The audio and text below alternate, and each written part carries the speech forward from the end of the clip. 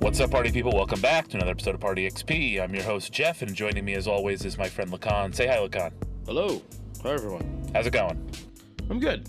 Good. I've been busy the last couple of weeks at work. I've been screwing up my schedule every other weekend, trying to teach my nephew how to drive. But other than that, pretty good. How about you?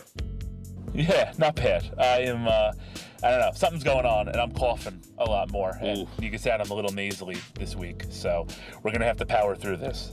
Yeah, you gotta get good, though. Summer's like right around the corner. We gotta start doing activities outside. I know, man. I know.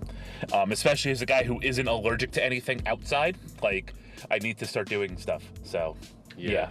And the weather's been nice, actually, the last couple of days. So, like, I've actually been able to actually, like, hang out with friends and do stuff. And I'm like, kind of like, getting out of my routine of doing nothing and actually trying to, interact with people. So, right. Yeah, I'm saying, we're getting ready for that summer weather. We gotta meet up soon. Yeah, must be nice to have time to do that. Yeah. The guy who works overnight has time to do a little bit. I gotta steal whatever little bit of sunshine I can, man. Yeah, I know. That's true. So, we have been trying, a little peek behind the curtain here. We have been trying to record this episode for like a month. And now we're finally sitting down to do it. So, I'm glad that we're finally able to do this because it's something that is really near and dear to my heart. And it's a series that is short enough, I think, that it fits for kind of the what we do on this show, right? I think this is the first time we've done we did Arcane. I was gonna say this is the first time we did a series, but we've done Arcane. Yeah, we've done Arcane, and then with at least with you and me involved, yeah. And then another previous show I had done was Sandman and Andor with other Jeff.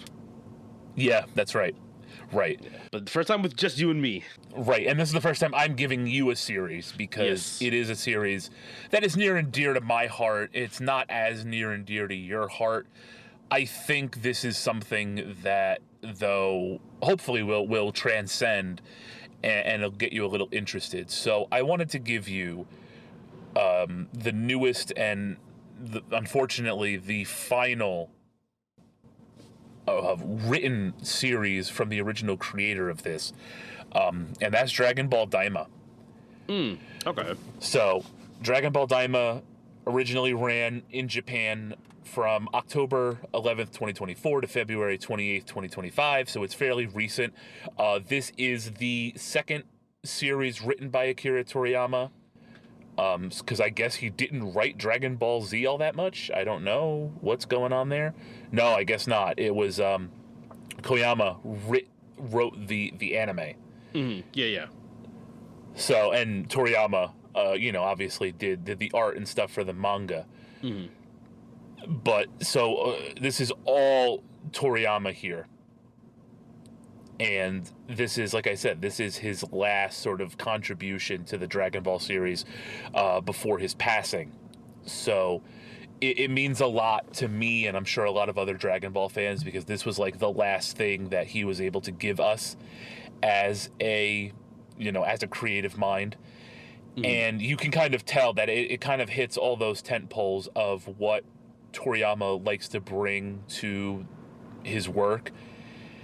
It's a short series. It's 20 episodes, and basically the gist is like a villainous guy named what's his name? Goma, the new Supreme King of the Demon Realm, turns Goku and all of the Z fighters into kids again, so that they don't have to worry about them meddling in their nefarious businesses. So Goku, along with the Supreme Kai, who is named Shin, Vegeta, Piccolo, and Bulma all go to the Demon Realm to get themselves turned back into adults, because the Earth Dragon Balls obviously are turned into stone for a year, and they don't want to wait a year to go back to being adults. Also, by the way, Goma and his best buddy, Degesu, is another like Supreme Kai looking guy. He steals Dende, the little Namekian that was took over for Kami after Kami was absorbed into Piccolo. Mm-hmm. And so it's up to the five of them to go save Dende, get themselves turned back into humans, and defeat Goma. So the gist is they go through the 3 demon realms, and you'll see the 3 demon realms throughout the series. And they have to get 1 Dragon Ball from each realm. They are guarded by these beings called the Tamagami, basically just like defenders of the Dragon Balls. And obviously they serve as like the pillars that the characters must overcome to defeat and get the Dragon Balls and all that. And you'll meet a couple of other characters. You have kind of like so the big thing here is that this series kind of feels like, at least to me, what Toriyama thought GT should have been. Because you have, Goku getting turned into a kid. You have the young female companion in a girl named Pansy, who is the daughter of the king of the, like, basically the ghetto demon realm. Right? So she tags along. And then you have a new character named Glorio, who kind of serves as the GT Trunks, the other male character who is kind of like is really mysterious and serves as kind of their aid throughout the demon realms. He can pilot ships. He can interact with the characters within the demon realm. But there's something else going on there, so I don't want to get too much into it. But I loved it. Like I said, as a Dragon Ball fan, as somebody who really mourned the death of Akira Toriyama pretty hardly and still continues to, as a guy who has really loved this series and continues to throughout my entire life. I thought it was a really great send-off to Toriyama's Dragon Ball as we move into Toyotaro's Dragon Ball, who was kind of his hand-picked successor, as a guy who's done a lot of Dragon Ball fan manga and then was the artist basically for the Dragon Ball Super manga now. It's all Toyotaro. So, like I said, it's kind of a great send-off to that previous era of Dragon Ball as we work into this new era here.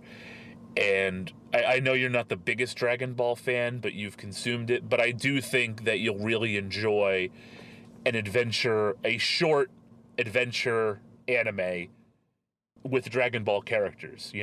Throw out basically everything that you've learned about Dragon Ball in the past. There's not that much that you'll need to know or even really remember going into this. And it helps, I think, that the last thing you interacted with, correct me if I'm wrong, was Z, because there's not a lot of Super references here. So I watched all of Dragon Ball Z, GT as well, but I don't remember much from GT. And then Super, I basically didn't interact with at all. Okay, perfect. You will miss one Easter egg in the first episode because you didn't watch Super, and that's it. Okay. Yeah, that was actually gonna be my one question. I was like, how much do I need to know beforehand getting into this? But okay, cool. Nope. Basically, the big thing is that if Z is the last thing you really remember, then you're good, because this picks up right at the end of Dragon Ball Z. Like I said, GT is non-canon. GT is not referenced in this. Well, GT is not referenced at all in this. GT never happened, basically. And then again, like I said, with Super, as long as you don't care about missing one Easter egg in the first episode, you're fine. Okay, yeah, cool. Then I should be ready to go into this then. Yeah, again, I'm a Toriyama fan as well. It's more just that, like, I branched out in regards to what I watched. You know what I mean? Like, I moved away from Shonen at a certain point. But no, DBZ still holds, like, a dear, very dear place in my heart, of course. You know what I mean? Like, but it's as of the latest stuff, I haven't basically touched on Super. I was like, not that I don't have any, like, particular, I don't have a particular interest in it. I mean, I'm sure people, I see that people enjoy it. My coworkers, enjoyed it. My coworkers also enjoyed Daima. You're not the first person who's told me that it is an enjoyable watch. So, and have tried to get me to watch it. I was kind of like, okay, I'll take their word for it. But if you're telling me that it's one of those things I really should get into, yeah, of course, I'll go ahead and check it out. Yeah, I think it harkens back to what Dragon Ball was and what GT, I think, wanted to be, until it was like, oh no, wait, nobody wants this story. They just want the shonen, the typical shonen trope of fight the next big bad guy.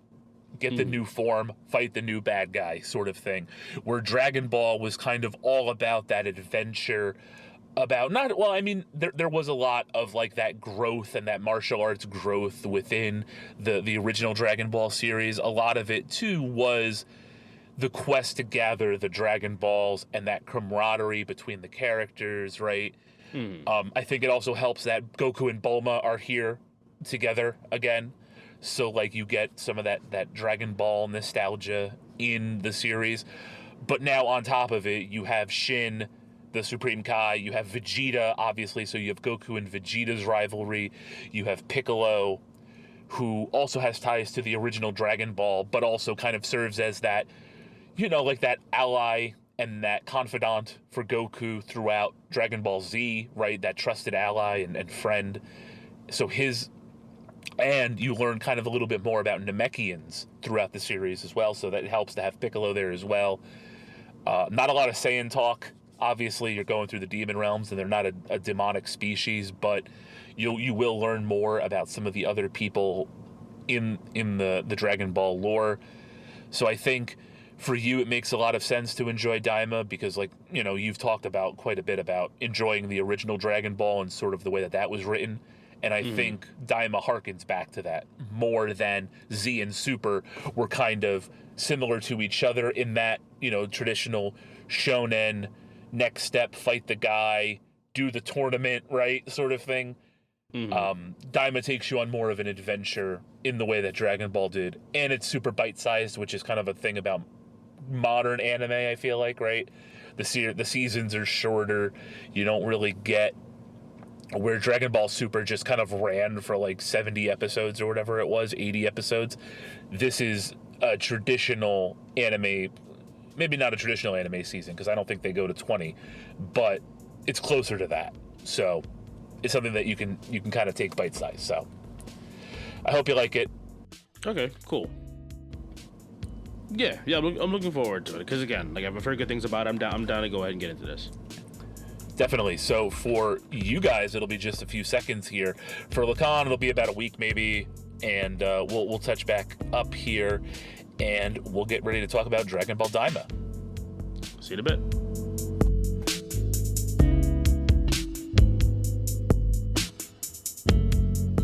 All right, it's been a few weeks. Lakan, what'd you think of Dragon Ball Daima? It's a good watch.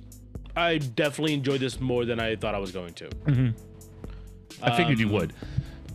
It definitely had more of that original Dragon Ball vibe. Where even though it was like an overarching story, it still felt kind of episodic. You know what I mean? It's like that kind of just like fun, oh, here's an episode, we move along kind of thing was nice. Yep. 20 episodes is a decent run. I kind of wish there was a little bit more just because I wanted to see like what was happening on Earth. Yeah, right. But you know, because we basically for the most part for the entire show we follow Goku, Supreme Kai, and Glorio, right? That's basically, and I mean Pansy, of course. And then Pansy joins really us. it. Oh, by the way, spoilers. Obviously, spoilers. Oh yeah, obviously, yeah.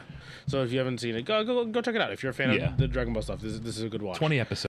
Yeah, very quick. I was able to bang this out in about a day. So I watched like 2 episodes like when I first started, and then I got distracted. Right. And then I banged out the rest of the 18 episodes in like a day. Nice. Yeah, it was like one of those days I woke up at 2 a.m. You know, like I did my laundry, a couple chores, and then I was like, well, now I'm free. You know what I mean? So I just banged out the rest of it, and I just straight up just binged it basically. So yeah, it was a good watching. It kept my attention. It moves at a pretty good pace overall. Again, I just kind of wish I got to see more of the regular daily stuff. You know what I mean? Like I want to see like what was Krillin, like Chi-Chi, Master Roshi up to? You know what I mean? Like, like a little bit the goofier stuff. Like watch kids taking care of babies, basically. You know, because obviously like Trunks and Goten and all of them got turned tiny as well. So you know, I was curious. You know what Master Roshi was up to? Oh yeah, well he alluded to it very quickly as soon as he saw he was young and like, you know, I guess attractive again. I guess he was like, oh yeah, I'm going out, bro. This is it. I'm going out of town. Master Roshi was like what? I don't think he was. He wasn't like a 5-year-old. He wasn't like a I think he was a little bit older than a first grader because I think that's yeah. what the sub said. Because I was watching it on Netflix and it's all just subs. And I think like the wish specifically that what's that little bastard name? Goma, right? Yeah. The wish that he made was like I guess like first graders. You know what I mean? That was the translation, the localization for it. So it's like everyone looked like they were a bunch of kids. But then for some reason, a little bit, you know, I mean, I guess I understand it because Roshi's older than them. He looked more of like a teenager, like a young teenager. But yeah, I kind of wish it was more of that basically on the other side of it. You know, as much as the fun and whimsy adventure part of it was very much so and very enjoyable. I like the slice of life stuff. You know what I mean? I want to see what's going on the other side. For sure. I do understand that.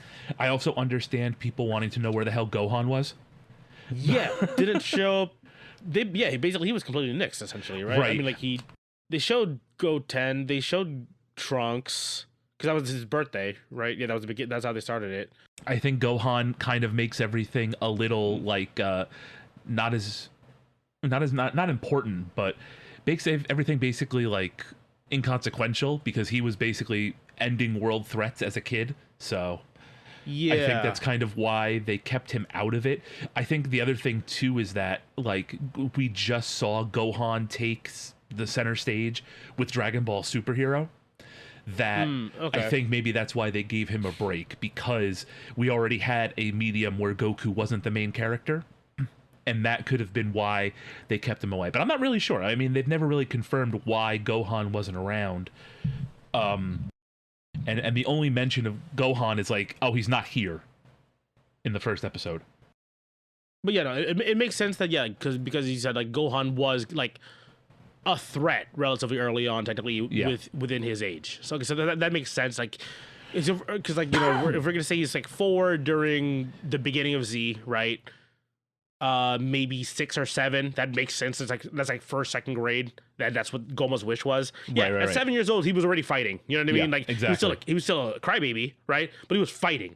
So makes sense that you kind of like move him out a little bit, right? But I don't know if the power got scaled or whatever, right? Because I know his wish was what was the wording again? Like they can't make like the black wish. They can't just wish somebody dead, right? That's why so they have to be weak. Yeah. Like I'm wondering is like, okay, when they were children, does that mean they scaled their power down?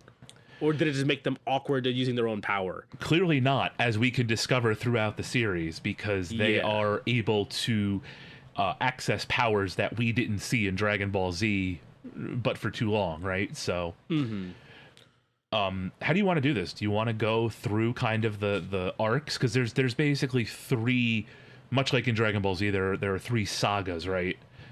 Throughout all of this. I think so. I think that's the way we did it when we did Andor. So I think that this probably might be the easiest way to kind of go over like go through one arc and then one arc kind of right. Thing, Yeah, kind of group them up. Right. So we start our journey in I think we start in the 3rd demon realm, because it's like the hold on. We're in the first. We're in the first demon realm is the crappy one. Okay. No, third's the worst one. Yeah. 1 of 3, the largest of the 3. Yeah. Okay. So that's where we start. Right? Is it? I thought we started off watching with Goma. Right. No. I mean, where like the series, the main story like starts. our first foray into the demon realm. Right. So we start. Goma is watching them fight Majin Buu, right? So we're watching other people watch the last chapter of Dragon Ball Z, right? Yeah, so the death of Demon, what's his name? Demon King Dabura. Dabura. The wizard, Babidi, right? Yes, Babidi. Yeah, the wizard Babidi, and then them defeating Buu. So yeah, end of Dragon Ball Z. Realizing that there's now a vacancy there, right? Goma's like, oh sweet. That means I'm up, baby. Right, and then Arinsu, who is the Supreme Kai of Earth's sister, and this other mysterious Kaioshin Dagesu, whatever, shows up and is basically like, no, I'm up, motherfucker. And so basically you have these multiple different factions vying for that realm of that position of Demon King throughout all of this, right? But they all kind of had the same idea. Yeah, Degasu's supporting Goma. Arinsu's trying to go for her own thing. Right. And they're both siblings too, right? Yeah, because they're both Degesu related. and Arinsu and they're Shin related. are They're all both siblings. Yeah. Yes. Yeah. Okay. Right. Yeah, and like, you know, Arinsu definitely has that kind of like character where she has a bigger overarching plan. You know what I mean? She definitely seems smarter than like Goma. Yes. And like Degasu seems like capable, right? But he's still like subservient to Goma, who's again, he's a bit of like, oh, he's a danger, but he's also kind of comic relief at the same time. You know what I mean? Right. That's initially established. Okay, this is gonna be the power struggle we're gonna be waiting for throughout the entire like right in the beginning. It's like, okay, cool. Like this is reset, right?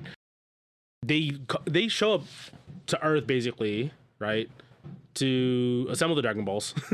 Yes. Wish the main crew of the Z fighters to become children. Right, so that they won't interfere with all of the demon realm happenings, right?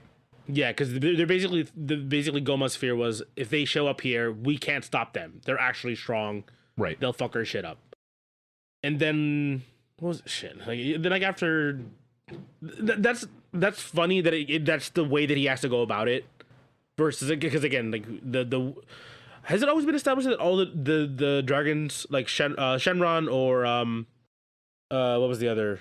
What was Purunga? the other, yeah, Purunga. Is that one of the wishes? Is that straight up just a power that they do not have to kill people? Yeah, no, you can't do that. None of the dragons, I don't think. Even like when you get into Dragon Ball Super and you get like Super Shenron, I don't think you can like explicitly wish for someone to die. You have to just wish for them to be a child or otherwise powerless to stop you from achieving your goals, right? Can you wish them into space?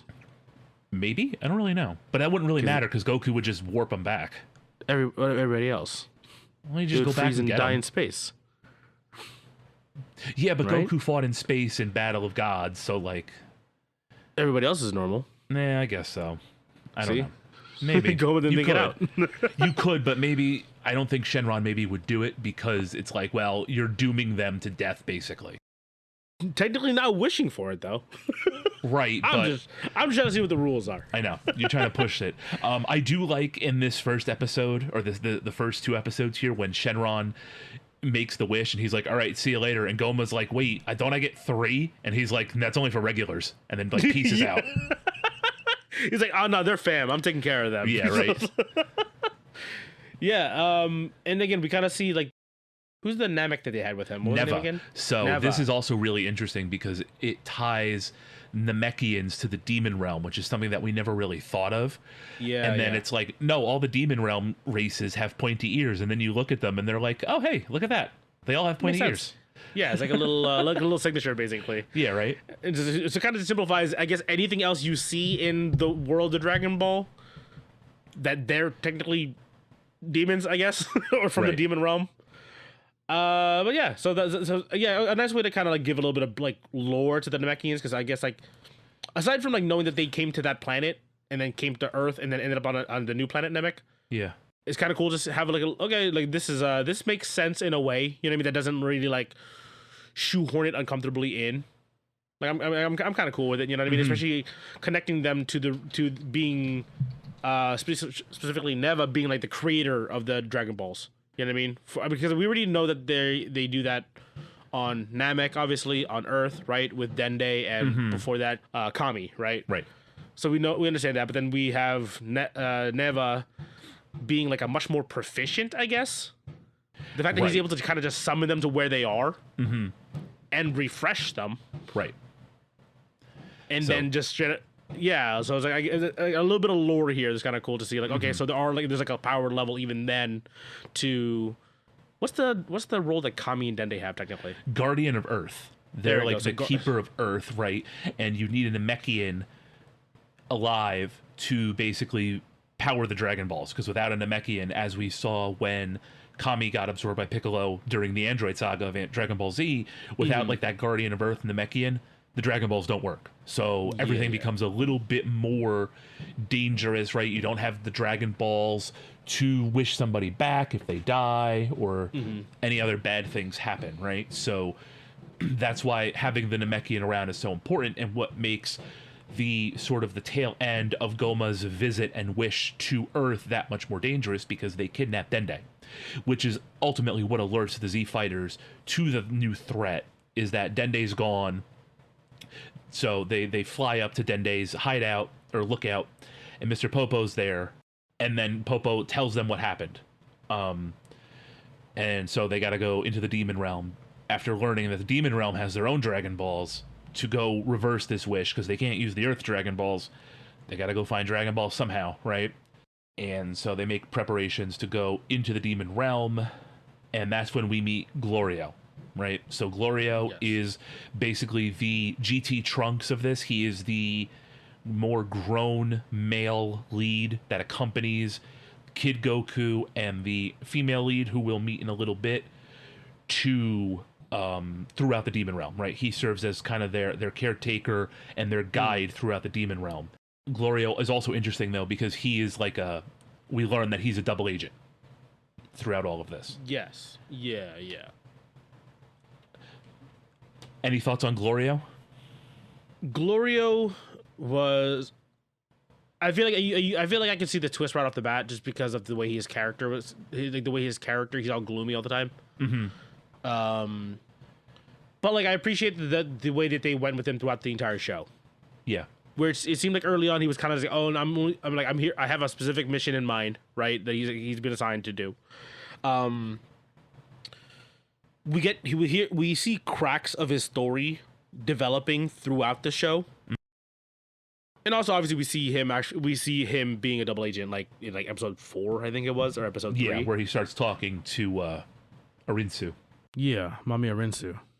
He does spend a good decent amount of like not a lot of it, but we see a little bit of it where it's like they question him on his story, right? Because he said that he was sent by somebody from the third world to go pick him up, kind of thing.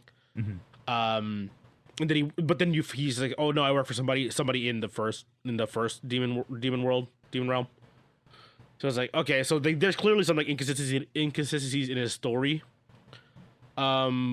Again, not exactly a super crazy twist or anything, right? But again, like, you know, a decent way to treat his character, let him develop and kind of create this connection with Shin and Goku, right, throughout the thing, and Pansy as well too. And then at the end, you know, proper face turn. Good. I enjoyed that bit. Yeah, for sure. But yeah, like I understand what you mean about like him being like, kind of that Trunks figure. That makes sense, actually. That's kind of the way that I thought about. Like when I saw the three of them together, that's when it clicked, and it's like, oh, this really is Toriyama trying to make GT right. And I thought that was a cool little thing that he did here. So anyway, Glorio comes, picks up Goku and Shin. Shin, we learn, has his own ship that's just been chilling at the lookout since he got there. So Bulma, of course, is gonna like fix it in a few days, and then it's gonna be her, Vegeta, and Piccolo who go into the Demon Realm, because Piccolo obviously sees the other Namekian and is like, now hold on, I need to learn a little bit more about this. And but of course Goku, Glorio, and Shin go first, and they make their way into the third Demon Realm, because allegedly the third Demon World King is the one who sent Glorio for Goku. So obviously we get a little bit of action here. We get to see Goku get used to his younger body and fight off some enemies, right? And then we also meet the Gendarmerie, who, and I don't mean to make light of current situations, but the Gendarmerie are basically ICE. They're basically just like a goon squad. Yeah, basically. Goma. Yeah, they're Goma's goon squad, basically. So Goma, basically whoever's in charge of the first Demon World, basically, to just round up anybody or keep people under his thumb, right? Because we see their first interaction with them is seeing them at a village, like a small village, where they are basically collecting taxes. It's basically what it was. They were collecting taxes from the people there. If not, they were sucking life out of them. It was like 3 years for every gold piece that they don't show up. So I was like, oh, damn. Okay, well, there goes that. Then we see this tiny renegade, call them out, throw up a bomb that doesn't explode, and run off. While Glorio and Shin were telling Goku to keep a low profile and like keep his head down, not our battle, right? Goku makes it his battle. Of course, Goku. Yep. Of course, he always does. He's got a good heart, and he's always seeking a challenge. On top of it, so we see Goku, do his thing. He's still getting used to like the gravity, right? The way that how thick the air is basically over there. This is the first bit of like animation that I was like, okay, so this has a bit of like modernized animation style. Yeah, and then it still has a little bit of that old DB, like Dragon Ball and Dragon Ball Z flavor, where like they will reuse a couple frames, right, to shorthand a little bit of the animation. But then they would also do some like straight up just fresh, some straight up like new stuff. At least like very specific, like situation specific animations for whoever he's fighting. Yeah, and definitely a lot of the fight scenes felt like original Dragon Ball because you didn't have any flying. Flying was not something they could do in the third demon realm because, like you said, of the atmosphere and the gravity in there. So a lot of this was just sort of ground-based true martial arts combat, and I thought that was really cool how they kind of right off the bat they're like, hey, this isn't your typical shonen flair, we're throwing it back a little bit here. And also seeing and also forgot to touch on this point, but Goku went back to my god, what's the name, that was that cat's name? Korin. Yeah, he went to Korin's spot as well to grab his to look for his staff. Yeah. He has the power pull back. He needed something to increase his reach because he felt very weird because he's all tiny right now. Yep. So he something to increase his reach again. As soon as I saw that, I was like, oh sweet, like it's back. You know what I mean? I was hoping for a Nimbus appearance, but we didn't get that. Right. You get Nimbus in Dragon Ball Super. He does remember that Nimbus is a thing. So okay, that there is a nice little call out there. But so yeah, I got a lot of again some nice animation stuff here. Some definite callbacks to, again, that more, not grounded, but you know what I mean, like the more simplified shonen combat, right? Where he's mostly on the ground. He's still super fast. He's still jumping off people's faces and stuff. Right. He's still at the power level that he was at the end of Dragon Ball Z, right? And maybe a little further because he's still been training in between the events of Daima and Dragon Ball Z, right? As we'll see kind of towards the end of the series here. We're chalking up most of the difficulties he's having to being uncomfortable with his current size. You know what I mean? Because it shows repeatedly when everyone else gets involved as well too that they don't feel as comfortable as they usually are. Yep. So again, he helps out the lone rabble rouser, right, with the little pipe bomb basically that failed, and she introduces herself as Pansy, and then a little bit of like hesitancy to like let her into the group by Glorio, right? But because clearly he's got his own thing that he's trying to focus on, right? Goku, being his super pure of heart, is like, oh sure, you seem nice, you know what I mean? Whatever. Shin is of course kind of that middle ground of being kind of cautious, but like also like she seems harmless, right? She basically ends up joining the group. Yeah, she serves as the Pan, kind of the young female lead that I think offers a little bit more than Pan did, but also doesn't, if that makes sense, because Pan was still Goku's granddaughter, so a lot of the interactions between Goku and the female lead were different because that's like his granddaughter. So when she was in danger, obviously he's more willing to put himself out there and do whatever it takes to save her, versus Pansy, who, while is more knowledgeable of the demon realm and sort of understands the politics of things, because her father, we learn, is King Kadan of the third demon world, is still like a stranger. So like the relationship is a little bit different. Yeah. She Pansy kind of falls into again like that. She's kind of like the Pan replacement, but she's also kind of like a Bulma as well too. A little bit, yeah, I can see that. Because she's a techie, you know what I mean? So she becomes like their mechanic. We obviously see it like up front later when her and Bulma actually meet up. Yeah, you know what I mean? And they're working together to repair a ship later down the line. But yeah, she's kind of like their mechanic, their local tour guide, right? And along with Glorio, basically, right? Especially in the again, third demon realm. Yes, especially there. And again, yeah, we find out that she's actually the princess. She's the daughter of King Kadan, who's the king of the third demon realm. And we also a little bit of comedic bit here where they're like, oh yeah, we're like royalty, but we're also like kind of broke. So Right. you know, we just steal stuff from other people. I do like this fight scene where Goku, he's just like, how do I know you're really the guys that beat Majin Buu? And Goku's like, I'll just beat up your friends. Yeah, I was like, I'll beat up, send your boys at me. Like, send your warriors at me, bro. And we also get to meet one of the best parts of Daima, Hybis. Yes. Hybis is Hybis a male or a female? A male servant. That's all he is, I think. He is a male. Male. Okay. Yeah, because he was remember he was like talking to like he was trying to talk to like That's true, right? Bulma's girlfriend. He was trying to hit on Bulma. Yeah. Yeah, a little bit. Yeah, Hybis is funny, like is in like a weird, almost like Hank Hillian way. Very deadpan, right? Very deadpan, but very honest. Yeah, and I kind of wish there was more of Hybis, because the moments Hybis showed up is like, okay, like, and you mentioned it, that there's more whimsy in the show comparatively to like DBZ. Whimsy. And like Hybis is that just like that reminder part of like, okay, let's not take things too seriously. Obviously, this is shonen. Things are gonna go right for the heroes, right? Mm-hmm. And Hybis is just like, without being overtly like slapstick or anything. You know what I mean? Again, just has more that deadpan humor. It like it works out very, very well, I think, in my opinion. Like for how they incorporate Hybis in. Mm-hmm. And Hybis's role in here is because Goku and Shin tell the king, hey, we have other people coming. Hybis is sent as sort of their Glorio to be Bulma, Vegeta, and Piccolo's travel guide to pick them up once they enter the demon realm and bring them to the rest of the crew, right? To reunite everybody together.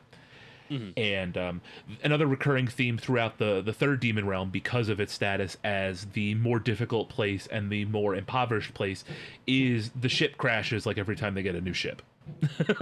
So that happens here. Basically, every single time they get a ship, it crashes because, for one reason or another. This time, it's ship Pansy's breaks down. fault. Yep. Like, ship breaks down. What are they calling it? The Gen. What is it? Gendarmerie. Gendarmerie. Like they shot their ship. Yep. It got stolen. Like every episode, they have to feel like they have to grab a new ship, basically. But yeah, like it kind of a little bit of like a recurring gag for them, essentially in the third demon realm. So in this next episode, episode 6 here, after they meet Pansy and they go off with her now, we get another reminder that this is Dragon Ball, not Dragon Ball Z, and Goku's like, hey guys, I have to poop. And so Goku just goes in the bushes to take a shit, perfectly timed, because the Gendarmerie finds them and is like, hey, have you seen this kid? And they're like, no. And as soon as they leave, Goku just shows back up. Yep, Goku just pops back out after going poop. And this is also the first episode where we see Glorio, right, contact Arinsu. Yes, so the Gloria's connection to Arinsu is confirmed here. We see like this again. He clearly has another. And we also see there's the collar connection is here, right? We get the first look at the collar that Pansy is wearing. Yeah, which that's right. I think was Gloria confirmed. I think, did they ask him if he was from the third world or not? I think so, because he wasn't wearing it. Okay, yeah. So they think they brought it up, but because again he works for somebody in the first world. Mm-hmm. Maybe it's kind of like a soft, like, oh, don't worry about it then, because it's clearly it's like he works higher up than them. Yeah. Yeah. So we realize Pansy has a collar on her, even if she's a princess. And that kind of like teases something later in the next episode, basically. Mm-hmm. But yeah, then we also get the initial little bit of we get a quick look back at on Earth, where we see like Bulma finishing the ship. Yep. Vegeta, Piccolo, and Kibito trying to get to the demon realm, and then the ship crashes right off the bat. Of course. And I actually forgot that Kibito was like around, because he doesn't join them. He ends up staying back. once. Yeah, he gets relegated to being like a gag for Bulma like Yeah. twice, and that's about it. Yep, exactly. Well, I mean, he was Because- also kind of that for the rest of the. Even in Z, he was basically like the punching bag for quite a bit of the jokes and stuff in the series. Yeah, fair so. point. Fair point.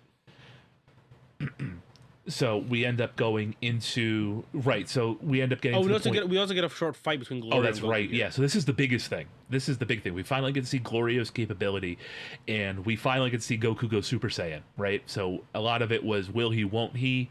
When this episode was airing, I think we all kind of knew that he would, but we didn't know like what was coming after this. Right. Yeah, like how it was gonna happen, how we're gonna get there, how they're going to insert his power level and scaling, and we can see also where Glorio sits, right? So Right. they initially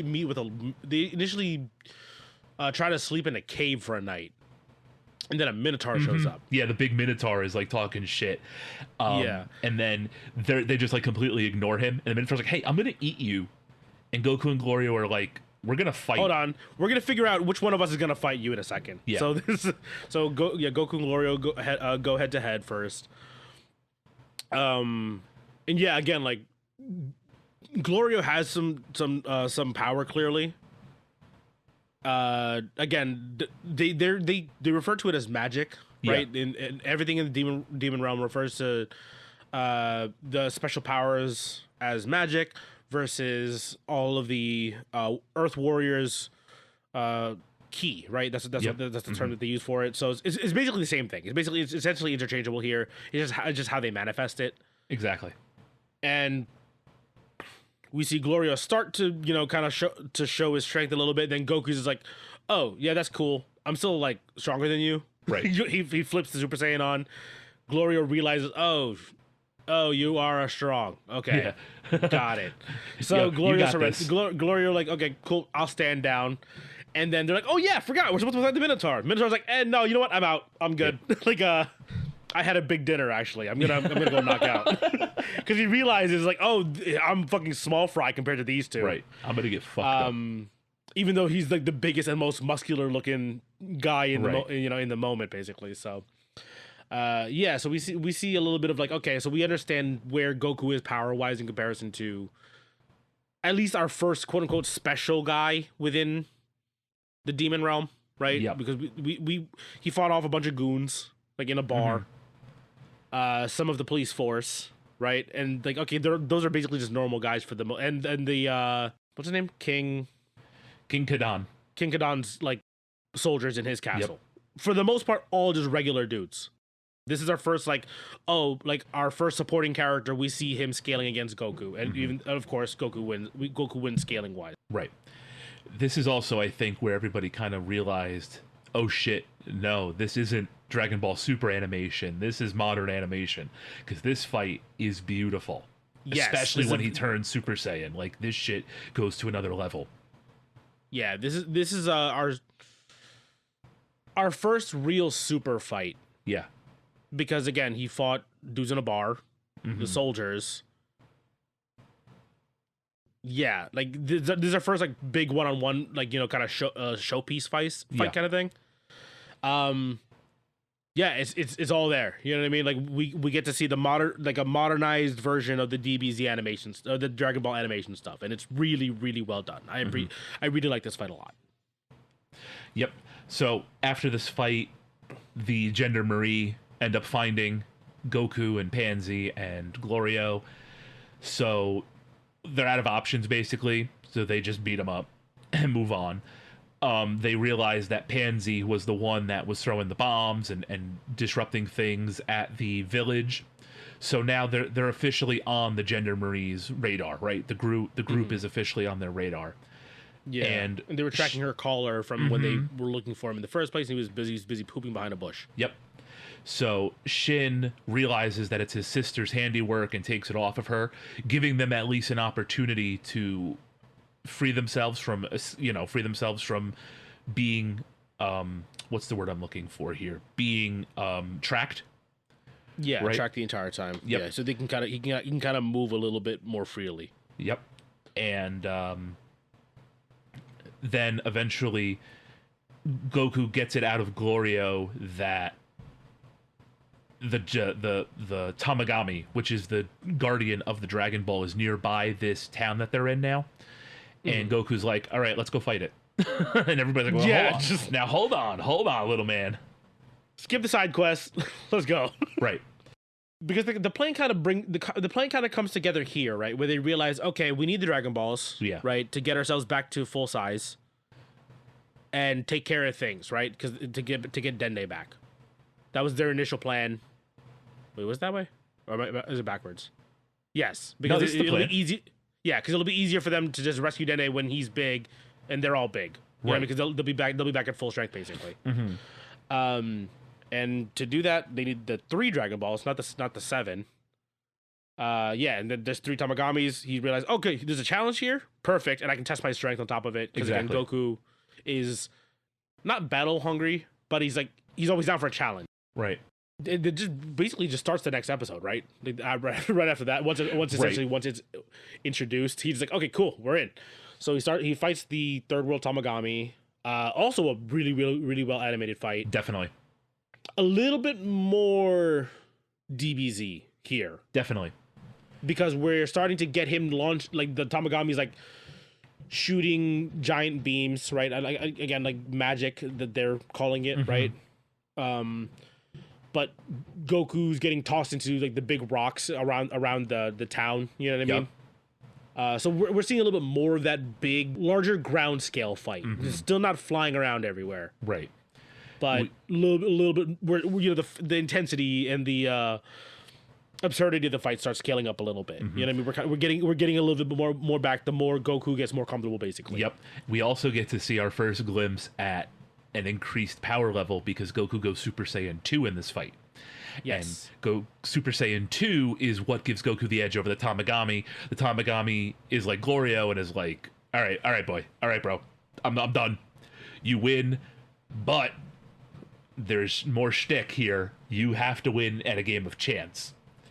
So Goku basically plays like one of those the shell game. The shell game, right? Put the ball into the shell. I was gonna say it's like one of those New York City scam games, and Goku can tell that the Tamagami is cheating, and gets the Dragon Ball, which is funny as hell because the Dragon Balls in this realm are quite large compared to the human, basically like the Namek sized Dragon Balls, right? They're quite large. They're like the size of like a basketball ish from like scaling wise.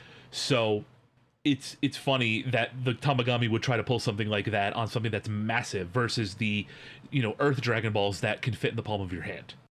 And again, just because Goku's is basically a speed test essentially for him, right? But like, yeah, Goku can clearly read situations and movements very quickly because obviously, especially in combat, right? He literally just sees the Tamagami throw the Dragon Ball away, and it's just floating above some random like villager's head, and like no one notices it. He calls it out. He wins the challenge, right? Yeah. Crowd celebrates, and then we see a little bit more of Glorio and Arisu contacting again because he lets her know that they made their first successful collection of a Dragon Ball, and that they're on their way to the second world. So, and then we get to see sort of how these folks interact with the established Dragon Ball lore. So, for whatever reason, Goma and Dagesu are watching like game film of Vegeta fighting Buu. When Vegeta blows up and tries to kill Buu, and Arinsu is just there with a bunch of with like a basically like the Zelda bottles, and she's putting Majin Buu debris inside of the bottle to like steal it.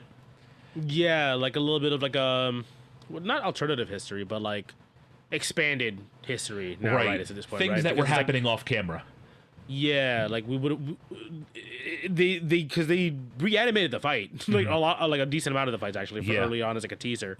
But yeah, it's like imagine if we were just looking at widescreen. You know what I mean? We just like, oh, a little bit more on the side here. And we see Arinju there just collecting a little bit of Majin Buu. Yep, that's the whole time. Yeah, so it's like, that's how they inject them back into the past basically here. Exactly. And kind of a little bit more world building. And again, it doesn't feel hyper forced. Like, again, I understand the rule of cool shonen world. You know what I mean? Shonen writing here. Like, I'm gonna let things slide. You know what I mean? Right. But I'm like, okay, yeah. I looked up something because we get a little bit more world building here, because Arinsu has visited another witch named Marba. She's the witch that created Majin Buu in the first place, and the two of them are going to team up to create a new Majin Buu. Yeah. But it's a little different this time because so we have a little bit of Buu's basically pink goo. We have Arinsu's saliva, which is, I guess, to make it loyal to her or otherwise obedient to her. And then... Or a very poorly disguised fetish. One of the two. It could be both. Yeah. And... I mean, honestly, like, yeah, I get it. I get it. I see the vision. I understand completely. But the other interesting thing, and it's also one of those things that click and it's like, oh yeah, I guess that makes sense, is they use a Cyberman seed. So the Cybermen, if you don't recall, were the things that Nappa brought with him during the Saiyan saga. Those are the things that killed Yamcha, Tien, and Chaozu. The little green guys. Yeah. So basically, they're tied to the demon realm as well. And if you look at the Cybermen, it makes sense because they have the demon ears. Yeah. I guess we should be grateful that Toriyama only had like 2 different types of ears that he drew, because otherwise we wouldn't have a Dragon Ball Daima. Yeah, and this lore would be way more difficult to explain in retrospect. Exactly. So thank God. And then we get to see them start to kind of create who will ultimately be a new secondary antagonist, right, to the show. Yeah, and we'll meet him in a little bit here. And then it also cuts back to Hybis, Bulma, Vegeta, and Piccolo. And basically, they're getting closer to all meeting up, right? Yeah. So we're finally going to get to see Vegeta hopefully fight and Piccolo fight, right? And how they work here. So we're going to then work our way through. There's a little bit, a couple of other things here. Basically, that... Let me see here. These like next 2 episodes feel not fillery, but they feel like it's a lot of exposition. A little bit, because obviously they're placed like episode 9, 10, a little bit of 11, right? Yeah. Kind of feels like since now they're introducing another group to the demon world, demon realm, right?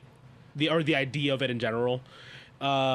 There's some like a little bit of like comedy stuff here, right? Where like now the second group's ship also gets stolen. Yep. The Dragon Ball gets stolen. Yeah, from Goku's group, and that one they shorthand. They don't really show Goku having to show off for that one. They just show him it's like, oh, Pansy tracked it. Oh, cool. I'll be back in a second. They go to the hideout. He just gets it back. They run off, kind of thing, right? Yeah. Real quick. They're like, we get it. Goku's already kind of like pretty comfortable here at this point now, right? And like their group synergy is pretty good, right? Other group, Vegeta is just doing Vegeta things and just beating people up. No nonsense, right? Vegeta and Piccolo don't have time for this shit. They don't have time for this whimsy, this Dragon Ball shit. They just beat the shit out of these guys. And then their ship gets stolen in retaliation, basically. So then they're like, okay, well, we need. We'll need them to pick us up. But they're like, oh, we're already kind of on our way. But I guess, you know what I mean? So it's like, we'll try to. They realize that they can't carry everybody in one ship. First off. Yep. Because their stolen police ship is super tiny. Mm-hmm. So Pansy asks her dad to get another ship for them, which here's where we realize that they're broke. They have to go steal another ship. Yep. And then they basically leave half the group again. Like that group has to stay there. Right. So it's like, this part a little bit like, again, this is the funny, goofy part of Dragon Ball that like, as much as I enjoy it, it's not exactly filler, you know what I mean? But it feels like this is an episode where nothing actually happens. Yeah. A lot of world building too. You learn that like the Supreme Kai's real name is Nahare or whatever. I don't remember how he says it. We learn like the story of the demon realm and how it was created, what the races are, how they interact, what ended up happening to like the Kaioshin race, who like Deborah's dad was. Kind of like after the fact really hypes up Deborah as like this big bad that got like one shot by Majin Buu. Yeah. Which is funny as shit to me. Like how much, and Dragon Ball Heroes does this too, where they make Deborah like a big deal, but in like the actual canonical show, he is the ultimate jobber to the stars. Like, for the lack of a better phrase, he shows up, he looks intimidating, he has like the rock, the stone spit, and then Boo just turns him into a cookie and eats him. It's hilarious. Yeah, and we see a little bit later on why he was not actually as strong as we expected him to be. Yeah, that's true. It becomes like a major point for Goma specifically. And we see like another previous king before Dabura. Dabura's dad. Yeah. So we see him being like a kind of that all powerful demon being basically, and then we realize, oh, there's specifically something missing between these two. Yep. We also get the introduction of Majin Ku, who is the Cyberman Boo hybrid, and the first. We get to see a little bit of him, the first one, right? So we'll go back to this well in a little bit. Ku fights the first Gender Marie, who is supposed to be the strongest, and is like, nope, I'm done. Setting up the fact that Ku is going to ultimately be the comic relief character for the villains, right? The Gender Marie. Oh no, you mean the Tamagami? I'm sorry, the Tamagami. Yeah, I was like, I'm sorry. Yeah, threw me off for a second. Okay, yeah. So we see him. He is strong. He's not like, but he's not as strong as they need him to be. Right. He does get kind of slammed to the point where he's like, oh, he acknowledged like, oh, okay, I can't do this. Okay, Right. cool, I'm I'm done. backing down. Yeah. Even though he's goofy, is still pretty smart. You can kind of tell right off the bat, like he very very self-aware. And yeah, like again, like I honestly I think like Majin Ku's like probably like I don't know how popular each one of the characters were in this show, but I really liked Majin Ku a lot as a character. He's funny as shit. He's really funny. He's fun. I like him. He's fun. That's the biggest thing. I think that's the biggest thing I enjoyed. Is like it doesn't take himself too seriously. I feel a little bit bad for him because he's kind of getting dumpstered on by Arinzu Yeah, I know. a little bit, and kind of she's like kind of ignoring him already. And But kind he of gets his. He gets his in the end. Yeah. I like Majin Ku a lot. Right. As for the main cast, they find themselves in the second demon realm now, right? So they go through the warp gate and they end up in the second demon realm. Much more, much less of a how do I put this?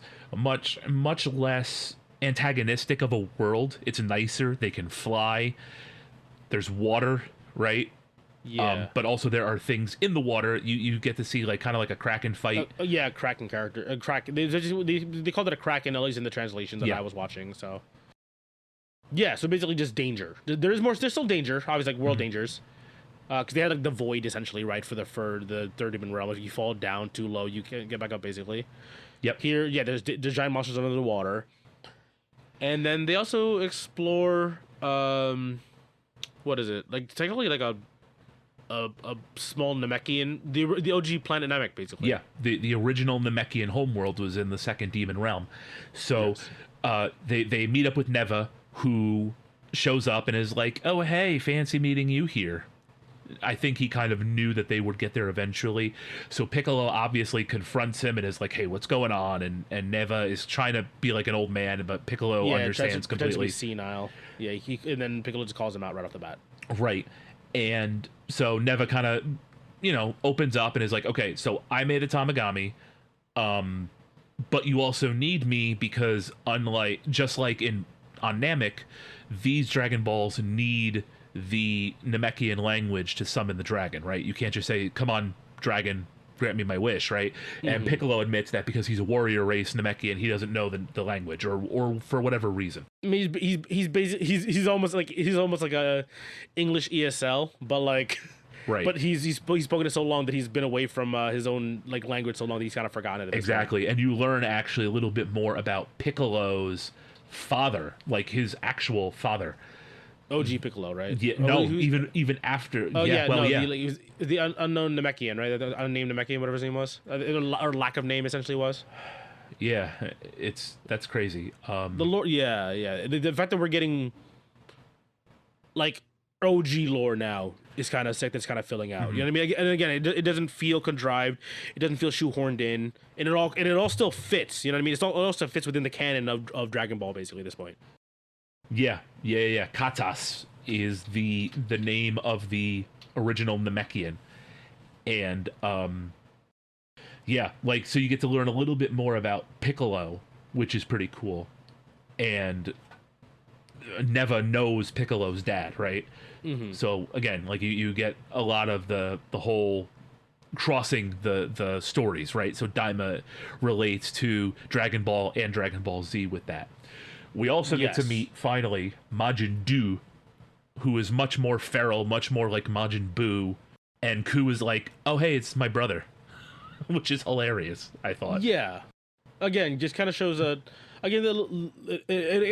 still kind of makes sense to this point as well, too, lore-wise, where because she did pick up pieces of Majin Buu when he was Kid Buu, or not Kid, Fat Buu, or not Fat Buu, yeah, like whatever, the good Buu basically, where like Ku and Du are not inherently evil. Yeah, they have a bit of whimsy to them still, right? Yep. Their attacks are goofy, you know what I mean? Like they give them weird names.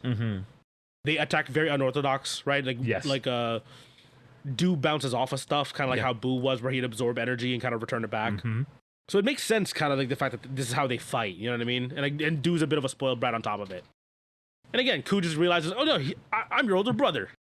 But you know, he's like trying to connect with him right off the bat. So, but yeah, we see Du is much more powerful, at least in regards to like firepower, right? Right. Like strength, like physical strength.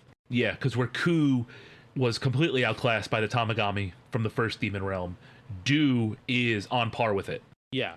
So, going back to the Z Fighters, Goku and Vegeta's groups have teamed up, right? So they finally met up in there. They have all vanquished. They've gotten past the Kraken, and they have Neva in their group now. Neva's there now together with them, and they go for the second world Tamagami. And then you get to see a little bit of Goku and Vegeta, kind of like how they are in Super, where they're like, "No, it's my turn." Right, like bratty brothers fighting over whose turn it is to get the Xbox. Vegeta's no, you fought the first one. I'm fighting this one.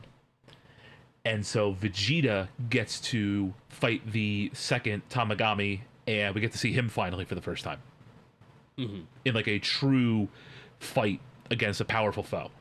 So the second Tamagami is supposed to be stronger than the third one, right? Yep. They're supposed to go up. So like the third one is the weakest, and the second is the middle, and then the first one is supposed to be the strongest. Okay, gotcha. With this fight, again, like a nice. So basically, every one of the Tamagami fights, including like Ku's and Du's, are also pretty good. Yeah. Yeah. Anytime there's a checkpoint fight, essentially, they're really well animated. Again, a really good fight here is really fun to watch.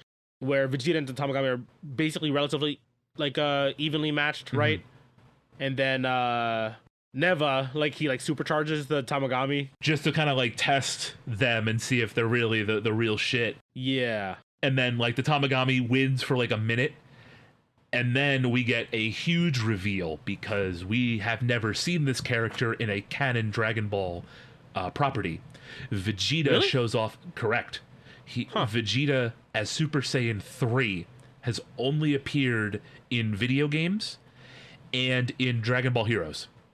He has never gone Super Saiyan 3 in an official canon Dragon Ball medium until right now. So in Super, did they just skip over to 4 for him then? For him, okay. They skip over everything because they have the God Key. So they go from using their regular Saiyan powers to using their God-infused Saiyan powers. Okay. They also realize that Super Saiyan 3, which is my favorite form, by the way, like I love Super Saiyan 3. I love the hair, and I just love how it just looks so sick. Is not a form that they can stand in for long because it sucks up so much power. But in a short fight like this one, Vegeta goes Super Saiyan 3, shows off his power, and basically just toys with the Tamagami, doesn't even use his hands, and then just beats the shit out of him. And Tamagami's like, all right, no, I'm done. Yeah, I appreciate that like because the stakes are, they're not low. They're not low stakes. They're not, and they're not. It doesn't feel crazy high stakes as well either, where the drama is so intense the entire time. Where like the enemies would be like, okay, cool, like hands up, you got it, you got me. You know what I mean? It's like they're not out to destroy everything. You know what I mean? On either side. You know what I mean? It's like everything is just a test of strength. Basically. Not yet, at least.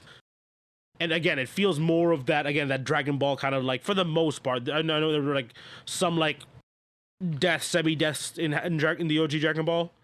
You know what I mean? But it's not. But it's nowhere near like the part of like Dragon Ball Z where someone was dying every week. Yeah, You know what I basically, mean? right? Yeah, everything here is more of a test of strength than anything else. Like it was an actual like challenge of like fighters, basically. Exactly. And to bring it back to the less high stakes and the more shtick kind of thing, after Vegeta beats the second Tamagami, he has to solve a word problem. Because of course he does. His SATs had to clock in here. Right. So basically, the Tamagami's like showing a story about like, oh, how many biscuits would the snake eat? And then Vegeta's like, he wouldn't eat any because snakes don't eat biscuits. And Yeah. the Tamagami's like, okay, you're right. Just to go with the shtick, like I love it. I thought it was so funny. Yeah. So Vegeta gets the Dragon Ball. All the while, Majin Buu is still fighting the first World Tamagami, and ultimately wins after getting some chocolate. Yes. So again, very Exactly. Fat Boo like. and then we get to see Majin Buu step up for the first time, and basically they have to do a math problem because of course, right? There's always shtick at the end of the fight, and it's like some super duper complex math problem, and Majin Buu obviously is like, Arinsu and Marba are like, and Ku just answers. I forget what it is. It's like some giant number that Majin. It's like 7 digits, and he kind of Yep. just says it really quietly and confidently. Yeah, he basically just does the calculations real fast. 683,775,029. There we go. So yeah, again, like this is the last of the shtick from the 3 Tamagamis, basically. Yep. Again, just really playing with the stakes of this show, basically. That's kind of like what the biggest thing that I really took away from this show, and how it differs from any other like DBZ, GT, and Super properties. Yep. You know what I mean? That's kind of the biggest thing that I took away from the show. Is like it plays with stakes a lot, and it doesn't take itself too seriously. At least not until towards the end, where we see it kind of gets a little serious. Exactly. So as we go through the fights here, we get a little bit more of the traveling episodes, right? So traveling through the second demon realm on our way to the first demon realm. Unbeknownst to our heroes, Goma and Degesu have shut down the warp realms, so the crew cannot travel throughout the demon worlds anymore. They don't know this stuff. So as they're trying to get through, they find like an island of giants, and they fight like a child of this giant race, and Goku basically is able to keep the child away, and then they fly away with the ship and everybody else and all of that. A lot of these middle episodes just feel like the adventure stuff of like the original Dragon Ball. These are your moving day episodes. This is the fun part of the show. Right. Yes, of course, it's still an overarching story where the stakes are still relatively high, but like you can take a breather a little bit. It lets you kind of just like enjoy it for a little bit. Yep. We end up getting to the point where Goku and friends get to the warp sama, right? Yeah. The big fish that controls the warp gates between the demon realms. They then find out that Goma and everybody shut down the warp gates for the first time in like centuries, and nobody can make it through. Obviously, Neva uses plot no jutsu and opens the warp gate himself, and they're able to go through. I mean, essentially, he developed it, essentially, right? That's how what they revealed it as. Yeah, basically, he's basically like the biggest player in the whole demon world, basically. And yeah, we also then get to meet, because this wouldn't be a sticky, goofy anime without them, Goma's version of the Ginyu Force, the Gendarmerie Force. This part ruled. The best. 5 elite Gendarmerie soldiers. They all look like cat people. Quote unquote elite. Yeah. And they have the same poses as the Ginyu Force. They do all the same shit as the Ginyu Force. It's great. I love them so much. Names, introductions, announcing themselves. It's funny because they also seem like they're still kind of just good guys too. Because like they run into like Ku and Do at the convenience store. Yep, exactly. And they go, weren't they gonna like buy a bunch of chocolate for them? That's what they were gonna buy, like a bunch of chocolate. They realize, we're still we still haven't gotten paid. Yeah. And then we're like, you know what? Too much chocolate is bad for you. So take the 2 you were going to take initially, and you're good to go. Yep. Have a good day, citizen. Yep. Just kind of walk off. Yeah, it's fun. The show is fun. Yeah, man. So, of course, once they enter the first demon world, right? Of course, the ship crashes again. Yes. And at that point, basically, it's all hands on deck, right? Goma realizes... Here's where the show ramps up pretty hard, honestly. Definitely. So this is the final 5 episodes of the series. So, like, of course, this is where kind of things are going to get a little bit more serious. All 3 Dragon Balls are now in the same demon realm, right? So you have this opportunity for the characters to make their wish, right? And it depends, you know, what's Glorio going to do? Because obviously Glorio is kind of the thread throughout all of this, where Arinsu has the first Dragon Ball now. The group that that Glorio has been traveling with now has the other 2. Whose side is he going to take? I mean, I think we all kind of knew, and, you know, we talked about it. But, like, whatchamacallit, what's he going to do, basically, right? So, Yeah. there's always that little bit there. So everybody gets to the first realm, and Goma's basically just like, all hands on deck. The Gendarmerie force, the Gendarmerie all show up, and they are trying to, like, overwhelm Goku and friends, right? Yeah.